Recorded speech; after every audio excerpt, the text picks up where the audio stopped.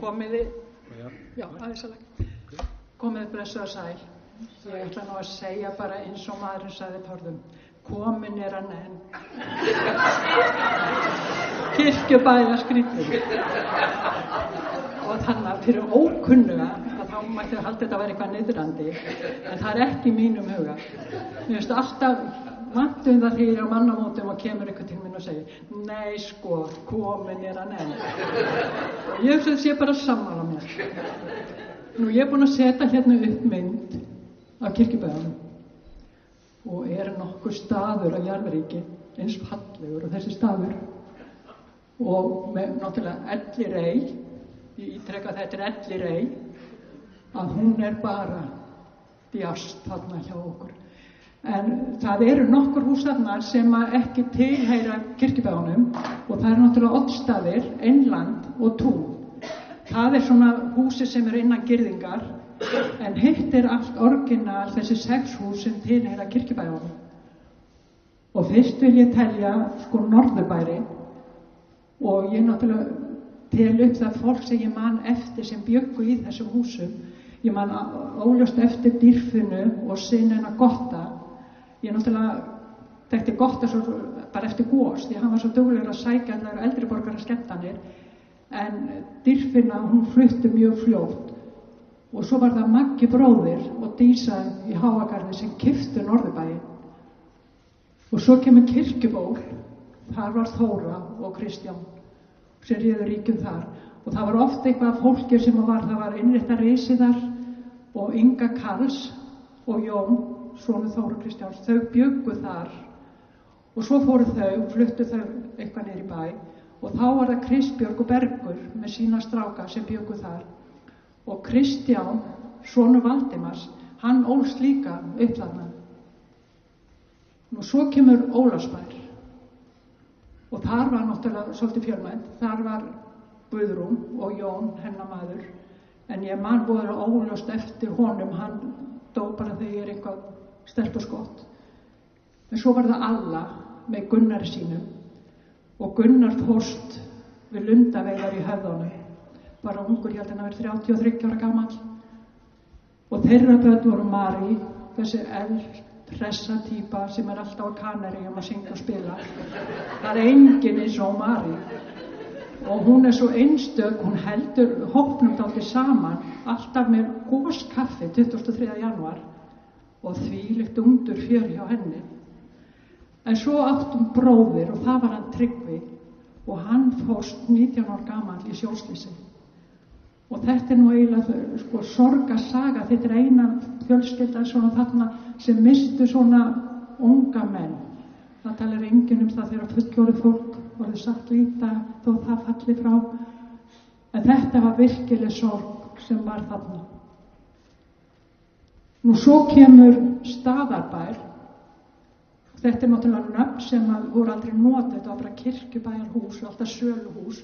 En þetta heitir í bókum Staðarbær og þetta númer 2 og húsið heima Staðarbær 1. Og mér finnst það bara að vera kirkjubær Og Edda Andrésar í bókinni sinni, hún kallaði húsið heima Hebbuhús. Því Hebba systir náttúrulega og þær voru svo líkum aldrei og voru svo mikið saman. En Sal og Jón bjuggu þarna í söluhúsi og með Gunni, dóttur sína. Og svo kemur náttúrulega Suðurbær. Og þar voru Helga og Tobbi og Unnur og Ingvar með sín 3 börn. Hann átti náttúrulega ekki nema 2 af þeim að Ingvar, það skiptir ekki máli. En Steini, hann var jakaðar og þessi hópur þarna austur frá, við vorum öll svo líkum aldri og það náttúrulega tengir okkur miklu meira. Og svo kemur húsið heima, þetta hvíta með rauðaþakinu, 3 hæða hús og það var oft það var innréttað kjallarann niðri og ég búin að vera að reyna að finna út hver það var sem innréttaði hann, en ég hef ekki fengið svar við því. Mér finnst það nú trúlegt að hafi verið Maggi því hann var alveg 1000 telast meður, alveg saman hvort hann var að bíða eða í rafmagni eða hvað sem var. En þarna var alltaf einhver sem bjóð þar í kjallaranum og ég man eftir að Gull og Jói, það brann hjá þeim húsi sem áttu á Þórsöfn og þá komu þau heim og voru á meðan var verið að byggja upp þarna og þá var Gunna bara lítið skott. Svo komu þau aftur einhvern tímann seinna og þá var Gunna náttúrulega svolítið stálpuð og það var mesta fjörið hjá okkur Gunni að fara niður í bæ, í bakaríið. Það var ekkert bakarí á Þórsá, fer ekki hægt að fá ný brauð. Og hún keypti alltaf nýtt fransbrauð sem var sett í svona brúnan bréfpoka. Og þegar við vorum komin heim með brauðið, þá var hún komið svona hátt inn í brauðið. Hún tók endan og tók allt innan á brauðið. Svo þetta, það er svona ýmislegt þegar maður fór að hugsa þetta, hvað maður ætti að segja, sem að rifjast upp sem maður var lengur búin að gleyma. Nú í kjallarana voru líka Gummi í presthúsum, hvort að hann var bara ekki fyrstur. Þá voru Gummi og Jóka búin að kaupa presthúsin og einhvern tíma sem það pabbi var þar að þá tók hann eftir að fara að leka þar og hann sagði það er ekki nokkulega fyrir okkur að vera með smábetana í húsinu sem lekur. Komuði bara austur og verið bara í kjallarinn hjá okkur. Og það var úr og þau komu og voru þarna einhverja mánuði, hvort það voru 4 mánuðir á meðan maður var að laga í presthúsunum. Þvílíkt fjör. Og svo Maggi og Dísa, þau komu svo og voru í kjallarannum. Þangað til þau keyptu Norðurbæinn. Og það var allavega Rabbi og Bára. Og ég var nú að viðurkenna, ég man ekki hvort Pétur var fæddur þegar þetta var, en þau voru allavega. Þangað til þau fluttu í Norðurbæinn, keyptu af Dýrfinni. Gauji, á meðan hann var að byggja, þá var hann í kjallarannum með Dagfríði sinn og strákunum þeimur, Pétur og Sveinbirni.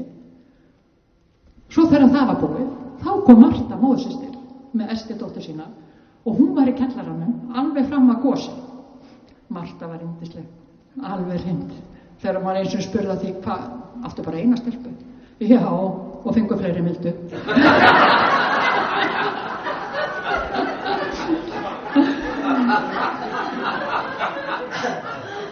En þarna, svo á hæðinni, það fjölgaði alltaf dálítið mikið þegar vertíðin kom.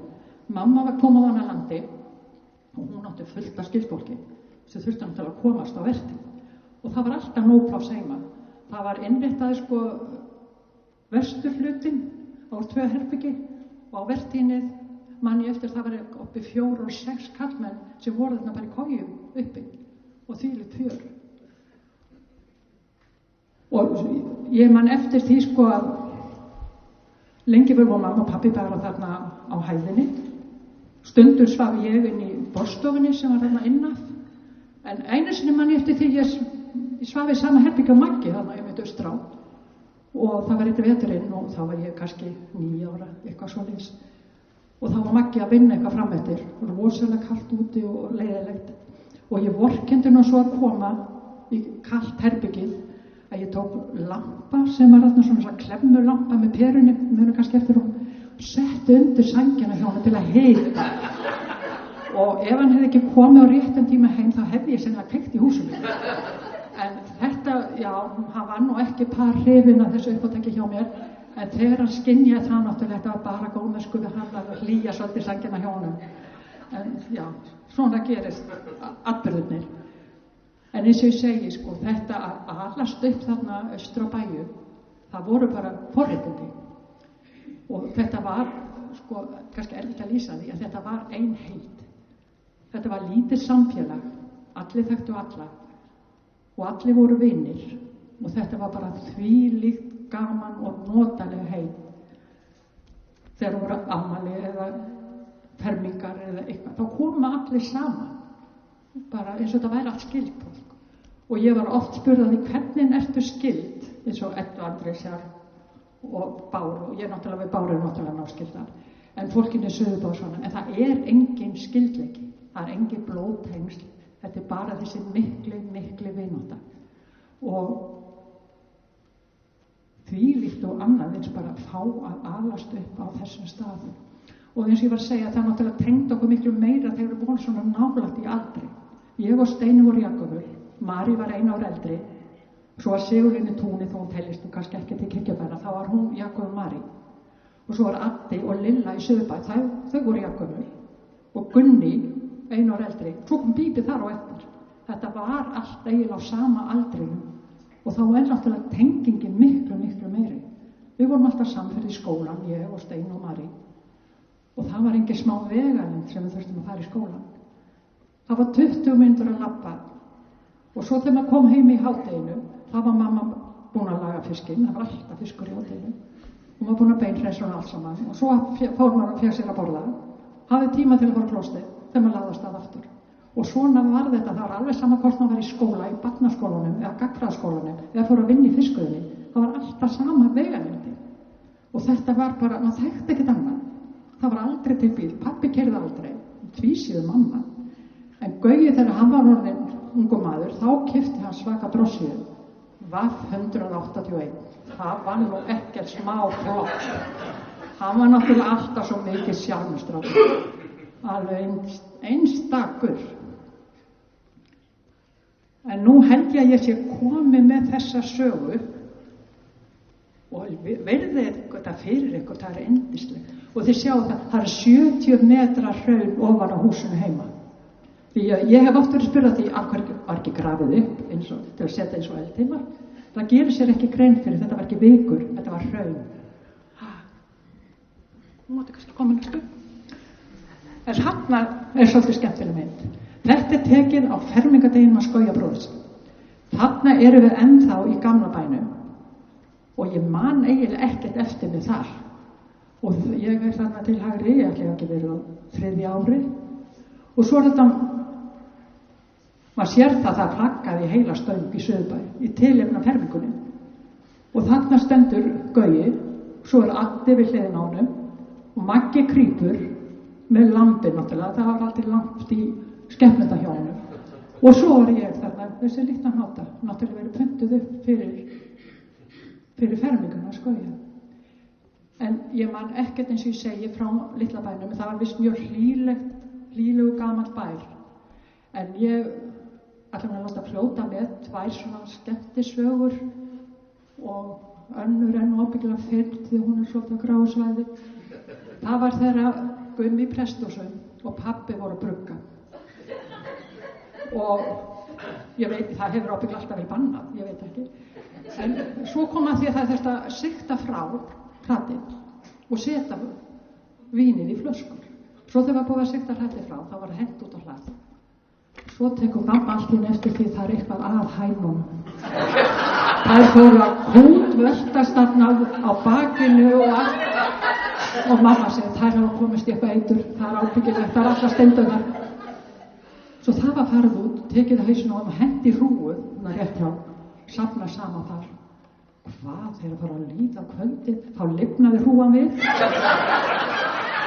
Þá bara hafði þær komist í hratið og dóu bara brennum í stöðar. Það var svo einfalt.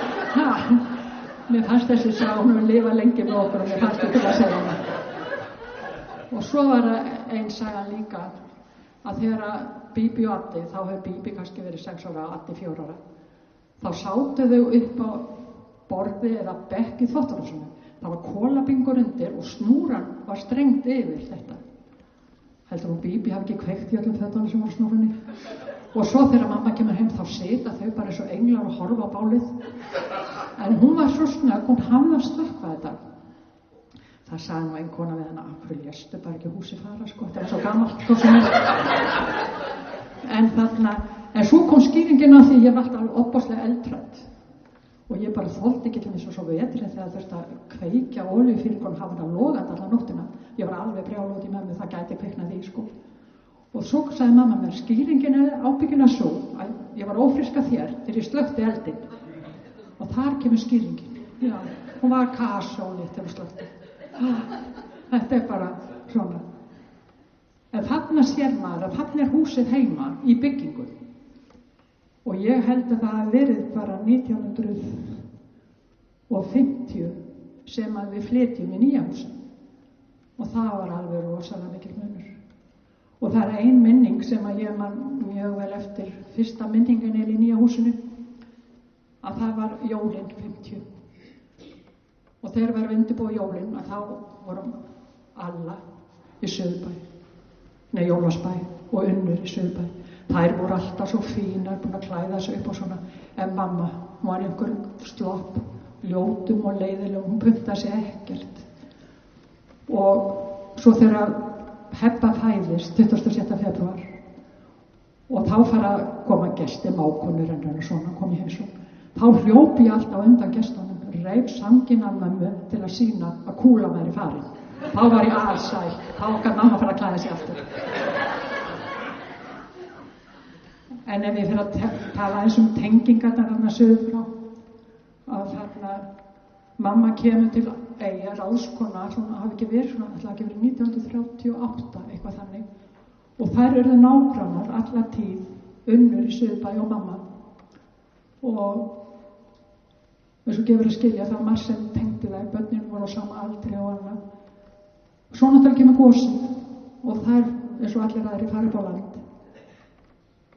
Og svo var farið að úthluta viðlæsjarshúsum. Og mamma og pabbi sækja í garðinum og Unnur og Ingvar líka í garðinum. Mamma og pabbi það Eyja haldi 6, Unnur og Ingvar 6 að. Þau eru þarna ennþá í sama húsum, eða í sama húsum má segja sko. Svo deyja þær með 10 daga millibili, liggja saman í líkhúsinu í Keflavík og þarna og eru jarðar sitthvort laugardaginn og þær hvíla í Útskálakirkju í sömu röðinni, það er 2 leið á milli. Er þetta ekki ótrúlega tilviljanir? Það fóru aldrei langt frá annari. Þetta var bara yndislegt. Þetta er nú með. Heyrðu, ég ætla að leyfa ykkur að sjá myndir af mömmu. Mamma átti sérstaklega sögu, sko. Þarna er hún á öðru ári og þetta er rétt áður hún fer í aðgerð því hún greindist með krabbamein fyrir innan augað. Og þessi mynd var tekin til það var ekkert að vita hvort hún myndi lifa þetta af og þetta er Gróa amma með hana. Og þetta er sem myndir sem er tekið bara til eiga af henni ef eitthvað myndi út að breiða. Svo maður þá næstu. Þarna sjáðu mömmu, því kannski með einhver hérna sem muni eftir henni svona með leppa. Það þótti rosalega sérstakt. Og ég man einsinn eftir þá fór ég með mömmunni í bæ og þá voru 2 strákar sem mætti okkur. Og Anna, ég sá strax að Anna var aðkomu strákur. Hann hnippir hinn og segir, sérðu kona? Hann, þetta er nú ekki mikið. Ég hef svo oft séð þetta. Það sýnir það sem að krakkar hafa alltaf fyrir augunum. Það er ekkert merkilegt. Og ég fann aldrei til að mamma verið neitt öðruvísi en aðrir. Þetta var bara mamma mín. Og þó hún væri með svona lett, það skipti ekki laun á honi. En þróunin hjá henni var svo mest.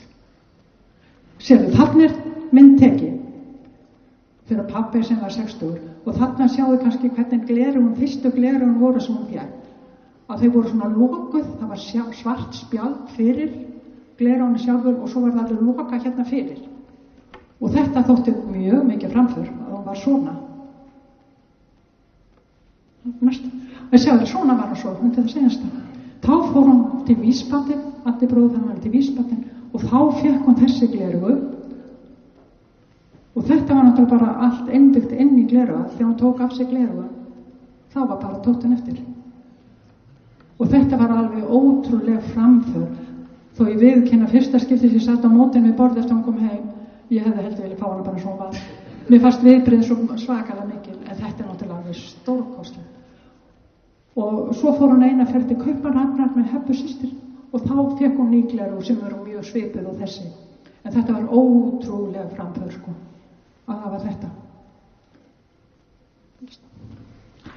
Hérna eru nokkra gamla myndir. Þarna upp í horni hægra megin, þarna erum við Mari, við dúkkurnar okkar. Við vorum náttúrulega alltaf leikandi saman, vorum alltaf saman. Og svo þarna upp í horninu, þar er ég með Matti í presthúsinu og Hebbu. Og svo var það urðu mistök með það myndin sem átti að koma þarna neðst til hægri, að hún kom aftur myndin þarna með Matti og það. Og svo Bíbí og Addi í matrisafötunum og sennilega hefur mamma saumað sem föta hún var mjög flott. Af því að við erum nú með hana Matti þarna á mynd, þá var komin að segja svolítið sögða henni og honum Viggunar. Þegar þau byrja að slá sér upp, og það náttúrulega var Viggi á bíl, það voru ekki allir sem áttu bíl þetta, og hann var að bjóða Matti á rúntinn. Og svo sagði hann eins og voru að keyra rúntinn okkur sem þá sagði hann, heyrðu, ég veit svo flotta róugarð austur á bæjum, og skulum fara og ná okkur í róur. Jú, Matti alveg til það. Svo hann keyrir austrettir, stoppar, fyrir fram á róugarði hjá pabba og gummi í presthúsinu. Ég fékk reyndar leyfi þá Matti að segja þessa sögu að mér finnst hún alveg frábær. Já, þau voru bara að stela róm í garðinum.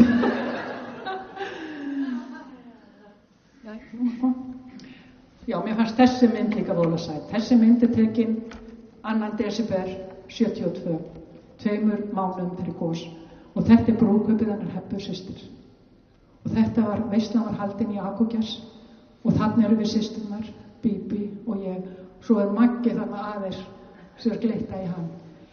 En sjáu þið greiðslurnar, ég held Gunnar Franka hafa greitt okkur báðum. Þetta er bara glæsileg. En mér fannst þessi mynd eitthvað svo falleg af okkur systrunum að ég lét hana fljóta með. En kannast við þetta?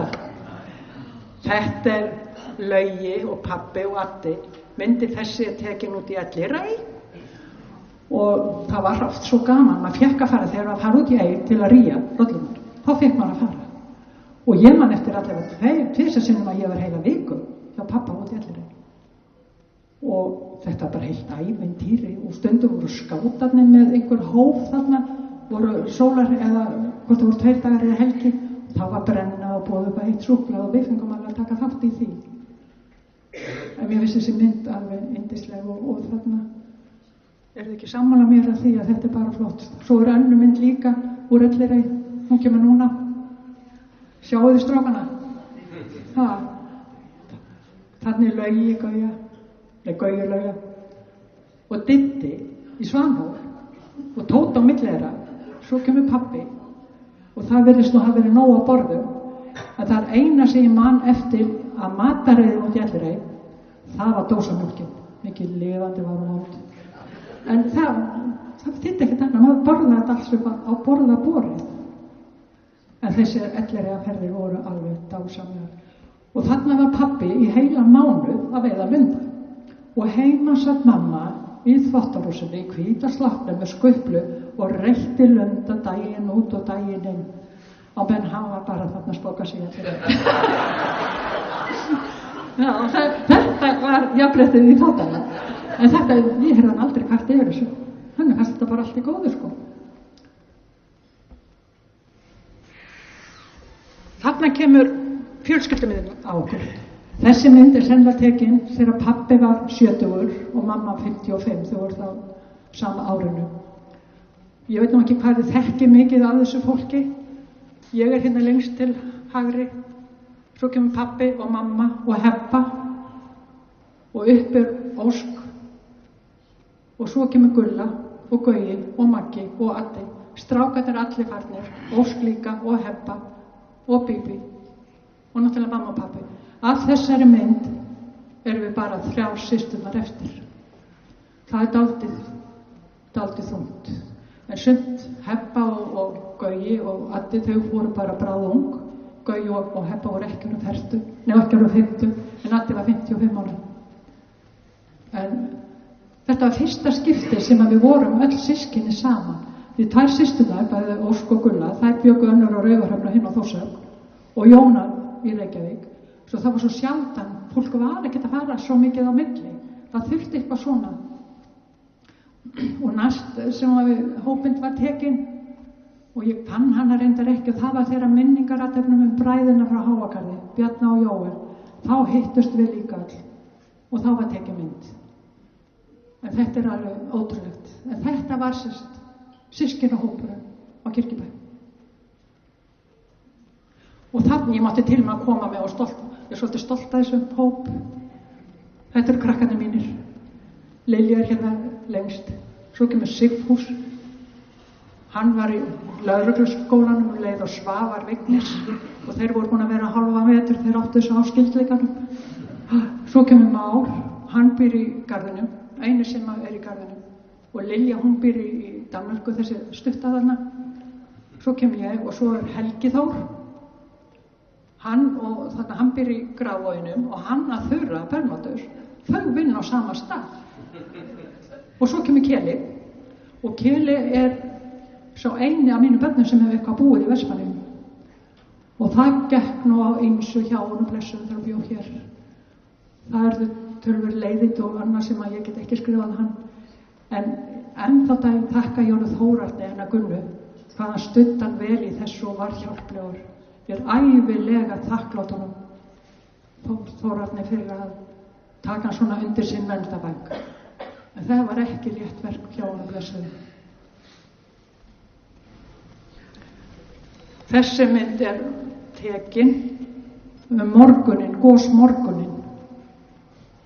Og þarna er búið að yfirgefa svæðið og við erum öll komin í bátana. En þarna sér hvað stutt í. Og þetta blasti við manni þegar maður sigldi út höfnina. Þetta mögnu mynd, sko. Þessi mynd tekin af mér og Kela og Lilju þegar við komum í Þorlákshöfn. Það var með Arnari bátnum, hann var fyrstur í Þorlákshöfn og þar var ljósmyndari náttúrulega allt. Og þarna getið séð hvernig var Keli, hann í peysu á Sveinbirni frænda sínum og ég í úlpunu að Gauja. Því þegar við yfirgáfum húsi, ég vil ekki meina það mikil as og hár en eitt hannig, því að við vorum bara að fara vestur í bæ og bíða þangað til það gekk yfir. En það var nú ekki aldeilis reyndin á. En mér finnst þessi mynd rosalega táknræn. Hvernig var, þá var hún 3 ára, hún Lilja, Keli 8 ára.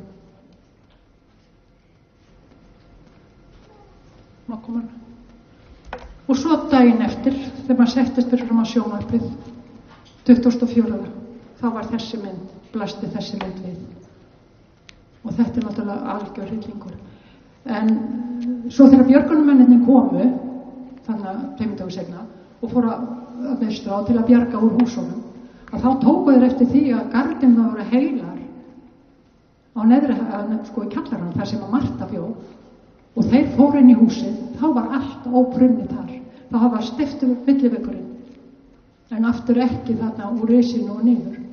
Og þeir ætluðu að fara að bjarga einhverju, en þá var hraunið komið svo nála að það hrikti orðið í húsinu og grunninu, svo þeir þorðu ekki að vera lengur og undrar engan.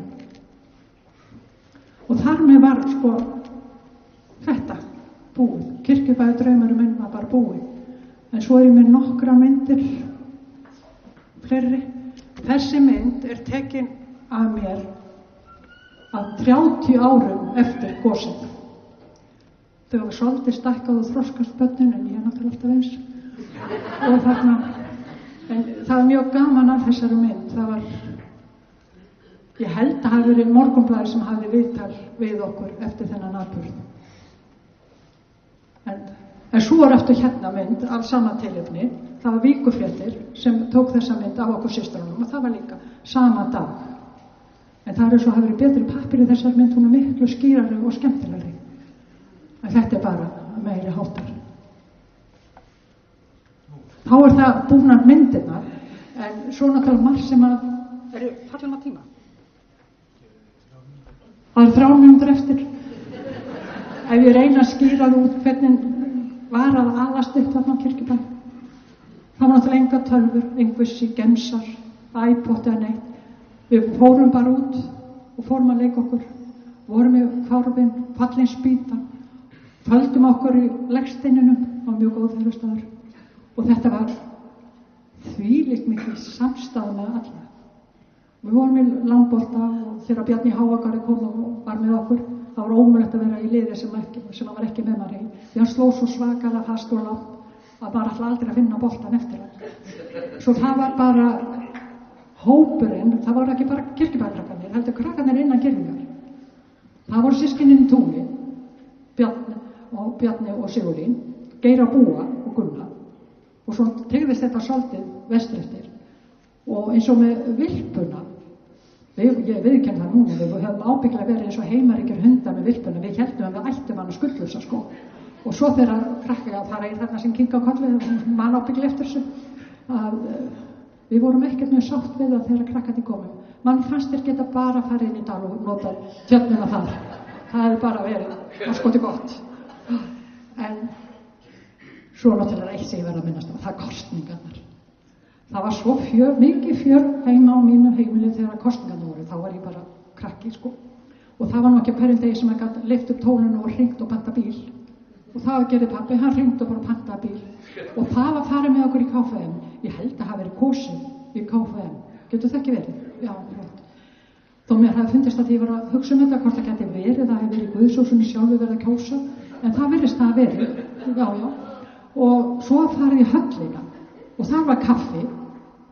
Og það var bara sett niður og spjallað og svona. Náttúrulega allt í Sjálfstæðisflokknum.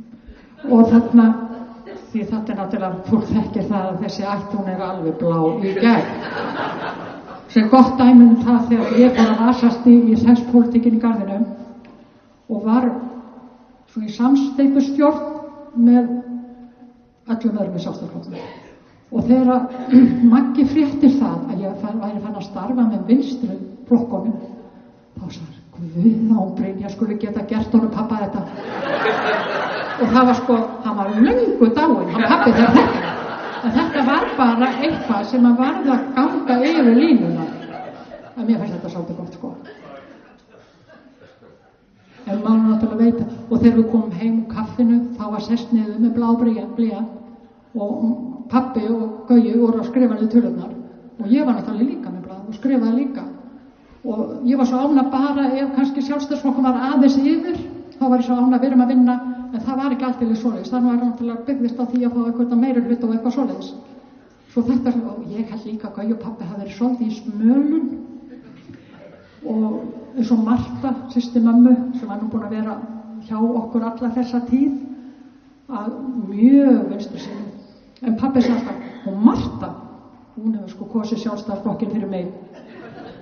Stuttu ára og dó þá viðurkenndi það. Hún hafði aldrei kosið Sjálfstæðisflokkinn. Þetta var búin líkt henni mörgu. Hún var alveg perla, Get ég komið eina svo enn? Eða ég búin? Og það voru jólin. Þau voru náttúrulega alveg spes þarna Kirkjubæ.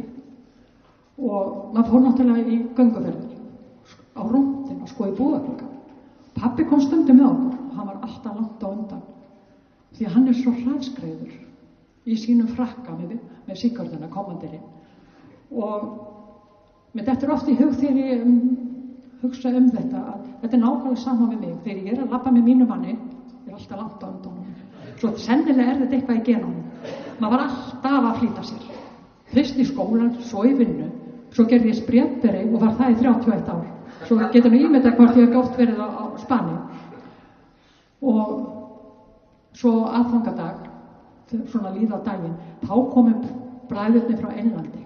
Koma alltaf í heimsókn svona kaffileitum aðfangadag. Þeir voru alltaf að koma með pakka til Hebbu, systir. Því Hebbi náttúrulega skýrði eftir Hebba og Björtu. Hebbi var bróðir pabba, sem fórst í flugslysinu. Og hún fekk alltaf, þegar þeir voru svo farnir, búin að fá kaffi og farnir, þá fekk hún alltaf að taka upp þennan eina pakka. Og þessi siður hefur haldist í fjölskyldunni. Ég gerði þetta líka með mína krakka, þau fengu að opna einn pakka. Og krakkarnir mínir gera þetta líka lífa sínuböldum. Og þá náttúrulega svo mikið pakkaflóð alltaf. Og þetta oft þessi pakkar sem eru vinsælastir. Mér fannst þetta alveg rosalega flott. Og svo einn siður sem að ég alltaf, og það að hlusta á jólakveðurnar. Og krakkarnir mínir botni geta setið heilt kvöld að hlusta á jólakveður. Og nú það fleiri dagar. Og það alveg sama, ég hlusta jafn mikið á það. Og svo segi ég, já þessi, hún var að senda kveðju og eitthvað svona, oft heyrir maður að þekkir eitthvað. En þetta var bara alveg yndislegt. Nú ég ekki búin að líta á púmpana sem ég skrifaði niður, sem ég ætlaði að nota. En ég fallin á tíma, svo ég held ég bara hætti þessu núna og þakka fyrir yndislegan dag. Takk fyrir mig.